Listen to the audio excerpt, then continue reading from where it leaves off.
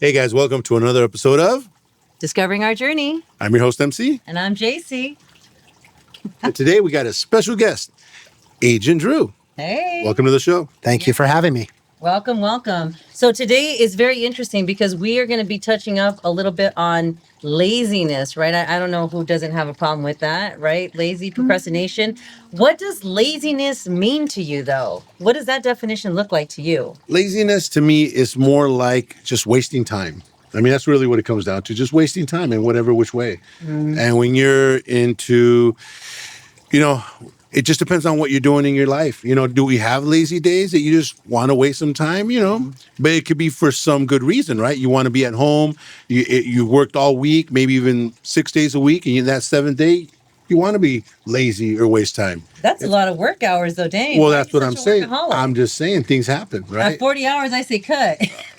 Oh, I don't work like that. But Well, personally, I mean, laziness, like you said, is wasting time. Yeah. So we need that rest time. Sometimes you got to refuel, or in my sport, because I do a lot of sports, sometimes you got to sit on the bench. Sometimes you got to take a time out to get a breather, to refresh, recalibrate yourself. Absolutely. I think that basically what we said a long time on this show, everything's about balance. Yes. Balance is the key to everything. So is there time to waste? Is there time to procrastinate? Is there time to whatever? Sure. But I think the key here is that balance. When you start tipping the scale off, then that's when it really becomes laziness because you're not doing nothing. Oh my gosh, ain't that the truth? So, Drew, you're a brother, you're an uncle. What are your labels here? I mean, because I heard you say that you're a sports agent, right? That's what you do as far as your career goes, Correct. right? And so do you have any siblings?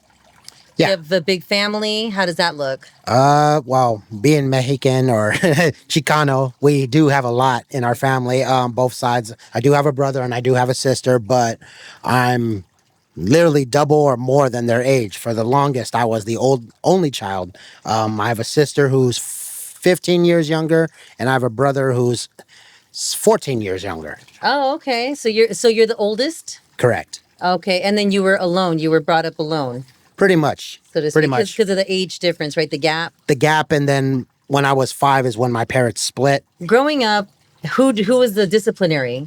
Were you living more with your mom or your dad? I lived majority of the time was with my mom. Went to school. Dad had me on. He would come down every other weekend and take me up there. And then majority of the time, it would be like summer vacations. I go with my dad, and then that's where I got my work ethic. Yeah. I was around.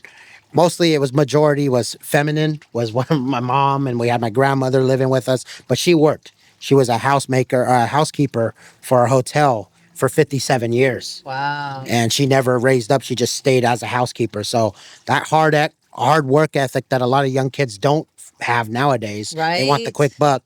She was hardworking. My dad was the same way. He was in the medical field for 25 years, and then he was in the Navy before that. So that heart and still of working really came from them. Wow. Yeah, that's good. And so who was more into like getting you into sports? Who was into like making sure your education was good? Or was that your own? Like, were you a lock-key kid? Well, when it was education, when I was younger, I'll say I was straight A, honor roll, dean's list, everything like that. Nice, okay. But when I got to high school, I got a little more lax. But still, I got into sports because of my dad. I wanted to follow and kind of get that approval from your dad. He was a high school football quarterback when he played, and I just always instilled sports. Me and him could talk sports all day. We could make an hour podcast of nothing but sports. But so he instilled that in me, but he always get your grades up, get your grades up. So my mom was the one that was more disciplinary. Oh, if you're missing things, you're not going to play.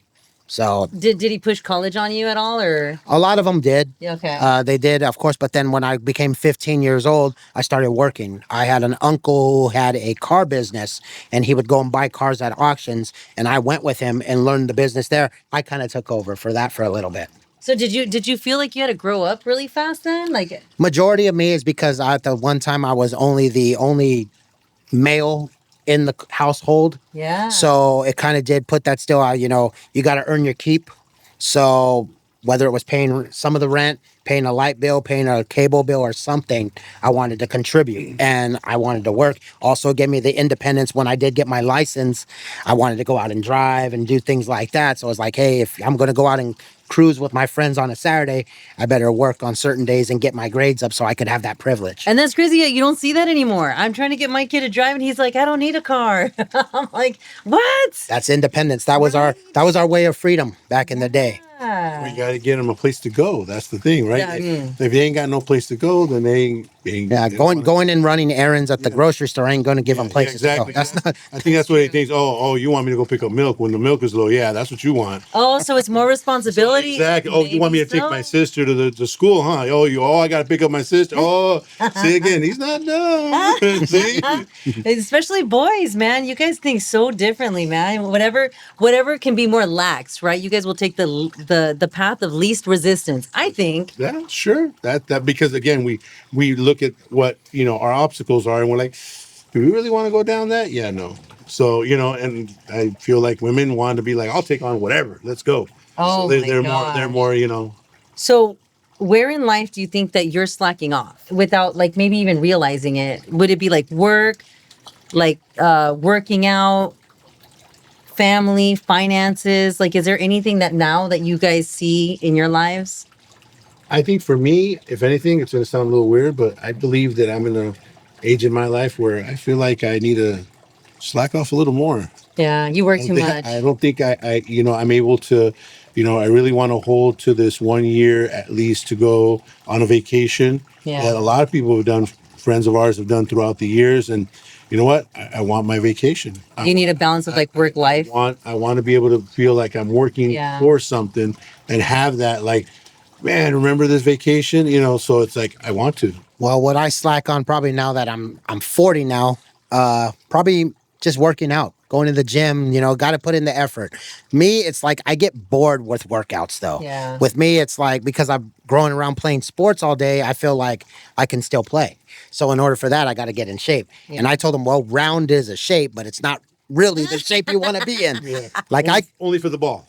yeah, the ball is fine to be round. Don't let that be flat. Yeah. Everything else can be flat on Yeah. me. But so I would say working out probably is where I slack on or quote be lazy on because sometimes like you said you need a push. Yeah. You need somebody there to motivate you and that's why I just need to do is start hitting the gym, right? And just maybe going and playing hooping it up again like I used to. Who is your biggest like supporter when it comes down to like needing someone to give you that push, that support? Well, I got friends like could support me to go to the gym. We both need to go to the gym. And just I have a lot of friends that are hoopers too, and they have courts, they have gyms, they actually have training facilities, and I say you have a open invitation to come here anytime you want. That's cool. And I just never jump on it. I think if anything, I mean, it's just meet up with them. I mean, there's times that I would go with my wife, and we would go to the park, and I'd walk with her, and she's like, and I would tell her, it's like, hey, well, on Thursdays and Fridays, I'm going to go with my cousin, and on Tuesdays and Wednesdays, I'll go with you. And she's like, oh, well, I can go with you on the. Why do you want to go with your cousin? I said, well, because I need a little bit of a push, and he's a lot more in shape than I am. So I just need someone, like right here, we're helping each other out, but I want that, I want to reach for something. So I need a little bit more. She's like, if you want, I'll get my bike and I just use it. And I'm like, yeah, that's not going to work. Because that sometimes she'll let you slide on things, right? You'll be like, well, I'm not gonna go up that curve over there. I'm gonna cut across. Would she let you? No, yeah, she doesn't follow the rules. She makes her own usually, but still, I don't. That's feel like my honey. I don't feel like that would be encouraging. I mean, might as well put a Whopper in the back of back of the car, and I just got to chase it or something. So it's like Motivation. yeah, motivation. It's like no. So work out. Yeah, I mean, a lot of people. I think your key here is to work out with somebody. Yeah. Exactly. Especially, a lot of athletes and just try to see, okay, look, I'm not going to be exactly like him, but, every other push up, I'll try, that's why I do HIIT training with groups. And that's the workouts that I do every morning at 5 o'clock. I get up, go to work every morning, work out at 6 a.m. in the morning. And it's a group sessions. And it's because you're constantly you already have a plan's already set for you. And that's what you're going to do. And I love it because I'm always trying to, keep up with somebody or try to, measure myself. Gotcha. And then I heard you, Drew, and you said Agent Drew's like, yeah, I'm 40 right now. I'm like, yeah, that's what I do too. I give myself a lot of forgiveness. So I do. I justify myself by saying, yeah, I'm older. I can't run. So I'll do fast walks. And maybe I can't fast walk because my sciatic is kind of pinching. So maybe I'll just walk. But at least I'm trying to do something, right? I mean, yeah. But that's the thing. See, that's where you're starting to lie. So I was going to ask you, but I'm already hearing these. I'm already hearing your answers. So I was going to ask you, what are you saying? But I'm being honest, that I do. I justify myself a lot. yeah, you're not old enough to sit there to walk, and I know. you're just for blood flow here. You don't have bad circulation where you need that stuff. You're still way too young. You don't know. You don't know what's happening all up in this. Oh my God! I can guarantee you that fast walking or partial walking is not going to help your situation. I know. And how about your time? I know that because you're a go-getter, right? Where do you invest your time? How important is it for you to put your energy in things that matter?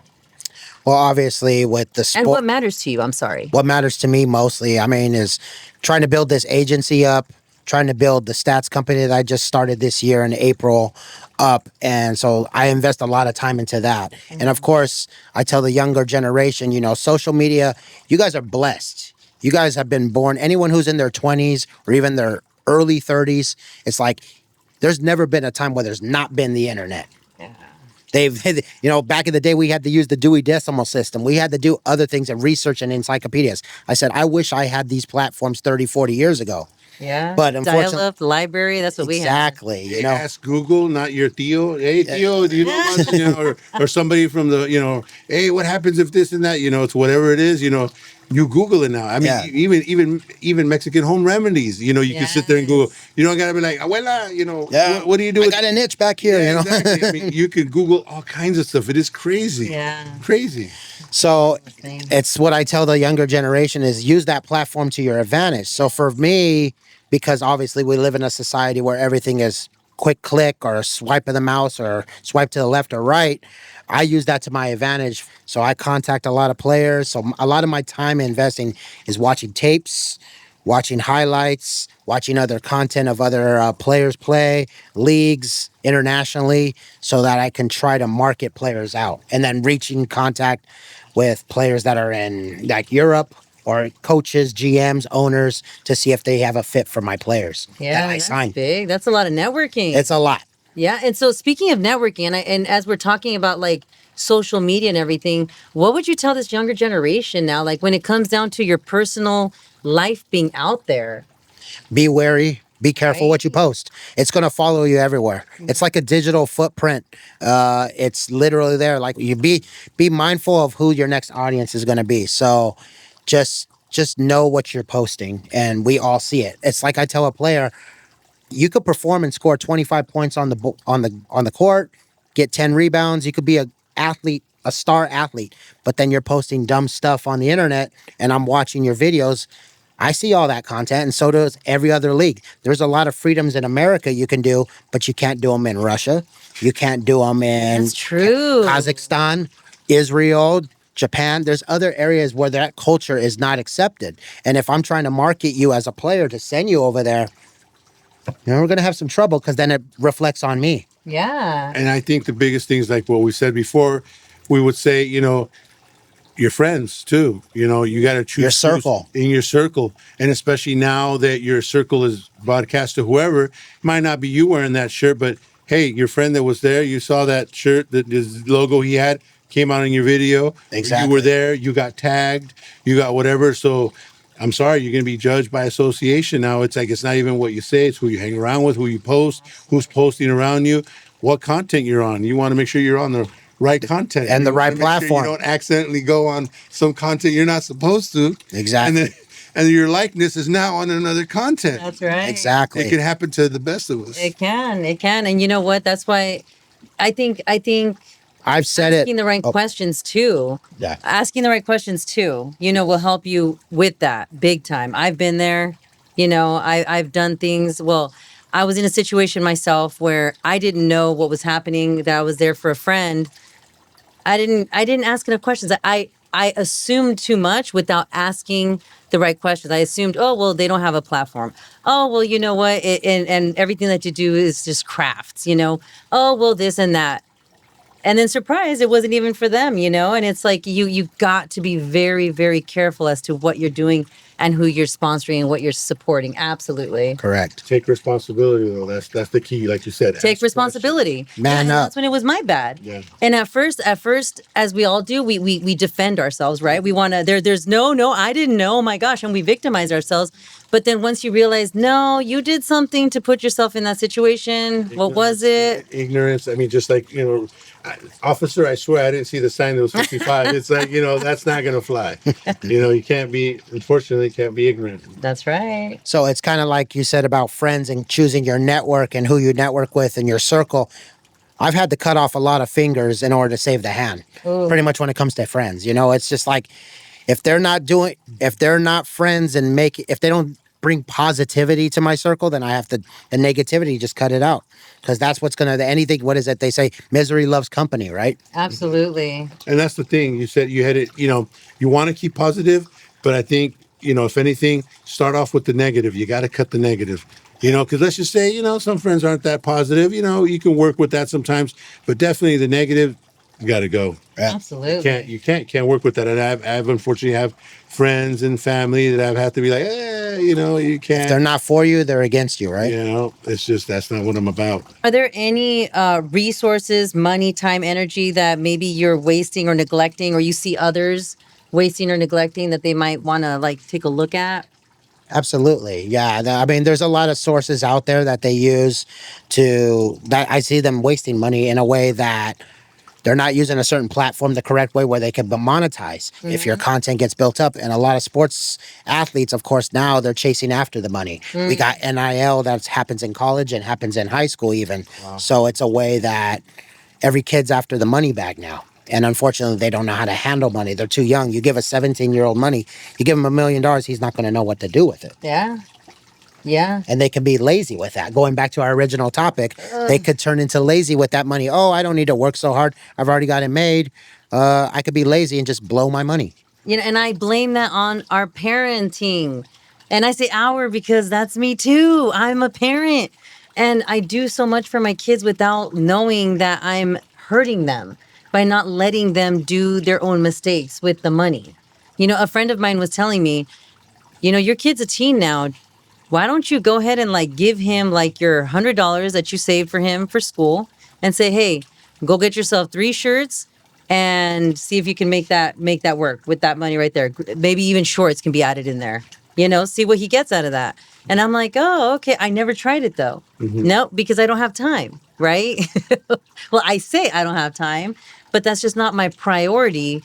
And I can see now more than ever how you're saying he doesn't know what to do with it. So more times than not, everything that's being left to him is going to be mismanaged. Exactly. And I think that you hit the nail on the head when you said about not to know what to do with it. It's almost like it reminded me of I myself when I was younger.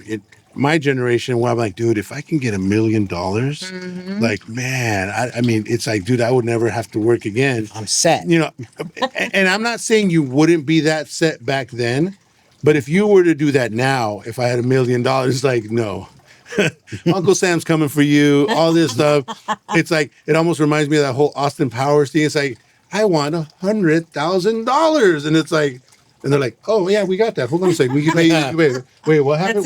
What? That's it? That's all you, 100,000? What? Oh, my God. Yeah. Or whatever the price. I can't remember what the price was, but I remember he was like, I want, and they're like, yeah, we got you. Yeah. That'll work. Yeah, that'll work. It's like, no, that's not how it works. It's like, you got to really know what to do with your money, understand, educate, set goals. There's so many different things. It's like that comes down to the parenting again. Absolutely. So you parents out there, get better with your own money so you can share the knowledge, right, and to your kids. Yeah. Because that's all where it really starts with. If you really are good with money, you'll be good at teaching your kids about money. So, hey, that's growth for you, right? Yeah. And so when is the last time you honestly reviewed your daily habits and routines? And is that building you or is that breaking you? For me, I will say that it's probably like meal prepping, especially with our kids. I mean, I think it's one of those things where it's like it all kind of has to balance out. It's I was thinking about myself. Sometimes, when I'm working as hard as I'm working, sometimes where I'm working 10, plus hours, 15 hours, whatever, I'll sometimes have someone come help me reorganize my van. Yeah. And sometimes, it's like, do you really need that help? And I'm like, trust me, I think I made enough to have someone help me, because it's almost the way that I feel like it is. It's almost like a pit crew in a race. It's like he ain't gonna get out of the car and go fix his own tire. Yeah. So if I'm out there managing my business and I'm doing, sometimes I got to pay for someone to come and give me a hand. Someone's got to cut the grass because I ain't cutting it. I'm working over here. So sometimes people will ask me like, you don't cut your own grass. I'm like, no. You don't do this. No. You don't wash your. No. I don't know. It's spoiled. You know what? You're like, I work hard for it. But that's the thing. You have to balance everything Yeah. out. So if I really work hard, where I'm working 10 plus hours Yep. every day, Yep. and I'm working, then that means that, and it really, when you get home, when you own a business, you're working more than 10 hours. Yeah. You're Oh, working yeah. more than that. So the thing is that you got to be able to balance it. Now in my older years, you could say, I really don't actually like going out as much anymore. I really like my home stuff. I'm really a lot more simpler now. It's like, well, I just want that caldo. This, my wife Yeah. made me a caldo de pollo the other day. Simple, simple. You appreciate the small stuff And because you work so hard for it. You know what? And I appreciate it. And I'm Absolutely. so. I agree with that. Definitely. Oh yeah, we could build a lot of this. A bad habit for me is like sometimes just going on the weekends and going to an estate sale. That's considered a habit. I love thrifting. I love thrifting. I love finding the art of the Call deal. me up, bro. I got some good. So I could get in the habit of kind of buying stuff that I don't need. Yeah. But it's like, well, I gotta not pass up the deal. There's some good stuff I can reflip, and on the side I can make a buck off it. But you got to realize that sometimes you're putting more in than you're getting out of it. Yeah. So it's kind of like I got to kind of balance out that, and I can get kind of lazy on my wallet spending on that. Man, you got me, dude. You got me. With my wife, it's the same thing. I'm like, if I can't, sometimes I'll find good deals, and I'm like, I'm not gonna do it. I ain't got no time right now to sell. I mean, I'm like, they're giving me stuff away sometimes. They're like, here, take it. I'm like, I just can't take it. Yeah. So she's like, hey, do you want this? Do you want this? Do you want this? I'm like, oh God, do you know how much stuff I have, Mom? Yeah. I mean, I got stuff from 30, 40 years ago. I probably got Gonzones that I'm from 30 years ago. That's No, but it's only bad when you hoard it though. Like, I mean, do you sell it? Do you? Yeah, I'm a collector of memorabilia, a lot of sports stuff because obviously my background of sports, but there's things I do hoard on a lot, and it's like, but there's things I sell. Yeah. It's tough. It was interesting too because I've heard a lot of people make different comments about that, and some people are like, "Oh, they're so lazy at that." And I think what, it's a generational curse for them. I think because they lived with less. Exactly. I think what it balances out to is maybe they grew up at a time when that one toy, they couldn't afford it or the parents wouldn't buy it. And now that they have money and came into success, now I can afford it. And now they hold on to it, but they hold on to things more dear to them because they couldn't afford it back then. And I think it's kind of like a mental thing that they keep onto it like that. Maybe a childhood issue. Maybe, hey, I wanted that toy when I was 50 years ago. Now I can afford it. Now I want it. Right. Or it could be memories. Or a memory. A lot of people have A lot of memories in situations. sentimental value stuff. Sentimental value. Like me, I collect a lot of 1976, since I'm 76, so I collect 1976 memorabilia and stuff like that. From I've gotten newspapers to buttons to just for voting or whatever, just different stuff. Anything 1976, I collect. And so, and that's a tough year because, the whole independence. So there's a lot of 76. 1976 stuff. So it's a little tough sometimes. But I'm like, yeah, I don't want to spend that much but we got to. I do think it's a spiritual battle within because a lot of times when we hoard things that are too long, and it's not like, when you're a collector, you have it nicely put in cases, you have it organized and stuff, and that's different. You're preserving its value, right? But when you are just, when there's just a mess everywhere, I really think it's a spiritual battle within that we got to understand that there's some burned bridges that have happened. You hold on to the past because there's regret. there's hurt. And a lot of times, and I heard you talk about God, you know, how he took a rest and everything. Do you believe in God? Do you Absolutely. Are you okay? Were you born Christian, Catholic? It's kind of weird. So my mother Catholic, but I never got baptized through a Catholic. My dad really was strict on no Catholic for him. So his was more Christian value. So he's like, no, my son's got to know the spirit of God and know God and build a relationship with God. So when I was a kid and my parents, like I said, they split when I was 5, I more went to my dad's church a lot and it was more Christian based. So I believe more in a Christian faith. That's good. That's good. And you know, speaking of the hoarder thing and the religiousness of it all, I've heard so many people talk so much more smack than help. And you know, a lot of times I talk about culture and how much I embrace my heritage, you know, to be Hispanic, and I love it. Without taking without adding religion to it, I think that many of us need to check ourselves when it comes down to like what that is. And it's more of a culture. You know, if you see someone struggling, why aren't you helping? You know, that's what I feel like we should be asking ourselves Instead of bashing, instead of help. bashing. Definitely, but I feel like with hoarders, or at least because I have experience, I'm just only speaking for myself. They're not ready till they're ready. Oh yeah. You know. Yeah. But definitely that you should stretch out that hand, like you said, more positive as an invite. Hey, the day that you want to get rid of this stuff, you need some help. Let me know. Let me know. That's all that with the hoarder. I feel that that's what you can do, because for them, it's a big thing. Yeah, it's a big thing. Yeah. But you know, that's why I think this is so important. Not everyone talks the same language. For some reason, out of everyone in my family, I was the only one that was able to talk to my grandma. I didn't see it at the moment, but I guess my family would be like, your grandma wasn't like that. You know, especially when people are going through a lot of illnesses as we get older, you know, our bodies changes and everything. Everyone has a different perspective of a person. And I was very surprised to hear, like, my grandma wasn't like that. My grandma wasn't like that, but with me, she was. So I'm like, well, it's because I spoke her language. For some reason, our souls kind of clung together where we understood each other. So those people that do have problems, you know, hoarding, I've got a little bit of an issue with that. Well, I had a little bit of an issue with that before. The right people had to talk to me to really understand and empathize. Because what if it was a lost child, you know, that you know, or what if it was like a messed up marriage, you know, that I can't let go of, and someone that has gone through that, that I hear, right? I hear them like, oh, you went through that, you know, you like, it will leave you vulnerable enough to be like, you know what, wow, okay, maybe it's time. Yeah. And what would you say to a young man that does think that like he knows it all? Because we're in this generation where there's a lot of information coming out of your phone, and you probably do know a lot, but I mean, there's other people that's going to take your spot if you don't act right? I mean, is that healthy to say? That I tell a lot of these guys, because a lot of the athletes I talk to mostly are college. Yeah. And a lot of them get scholarships to go to schools. They get 4-year, you know, this school has invested 4 years into you.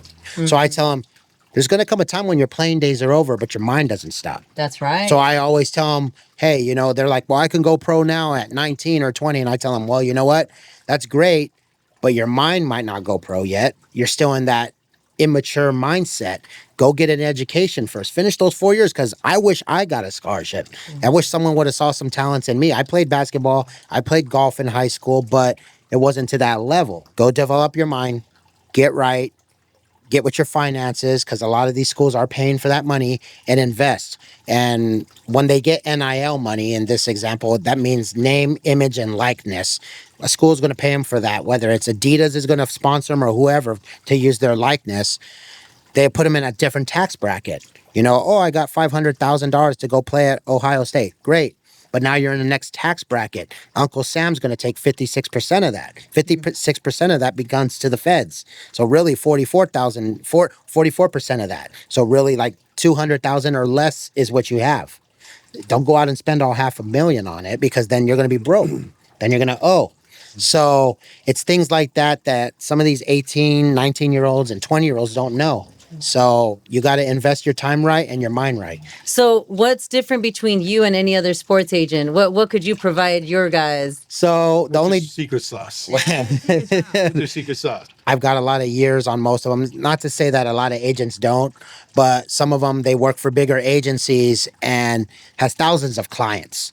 Whereas if you sign with me, since I'm small, I'm going to develop and put all my time and effort into that one player. Yeah. That's what separates me from them. So I'm like, I call myself the small fish in the big pond, but it's sometimes it's better being that small fish because eventually I'll grow if you're willing to invest and believe in me. Yeah. Compared to a big company like huge agency, they have over like 3,000 clients.